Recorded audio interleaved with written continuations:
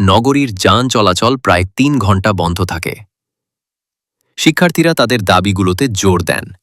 প্রকৌশলী অধিকার আন্দোলনের আওতায় নবম গ্রেড সম্মান পদে প্রবেশের জন্য সবারই বাধ্যতামূলক পরীক্ষা দিতে হবে এবং বিএসসি ইন ইঞ্জিনিয়ারিং ডিগ্রিধারী হওয়া অপরিহার্য। টেকনিক্যাল ১০ম গ্রেড সম্মান পদে ডিপ্লোমা এবং বিএসসি ইঞ্জিনিয়ারিং ডিগ্রিধারীদের সমান পরীক্ষার সুযোগ দিতে হবে।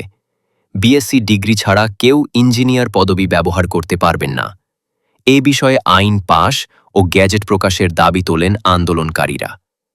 তারা বিভিন্ন বৈষম্যের দৃষ্টান্ত তুলে ধরেন, যেখানে প্রকৌশল বিভাগে ডিপ্লোমাধারীদের প্রমোশনের অযৌক্তিক প্রসার ও সরকারি অনুমোদিত কোটার লঙ্ঘন লক্ষ্য করা গেছে। আন্দোলনকারীরা বলছেন, এই বৈষম্য দূর হলে প্রকৌশল পেশায় মেধাভিত্তিক নিয়োগ এবং পদোন্নতি নিশ্চিত হবে এবং প্রকৃত পেশাগত মর্যাদা প্রতিষ্ঠিত হবে।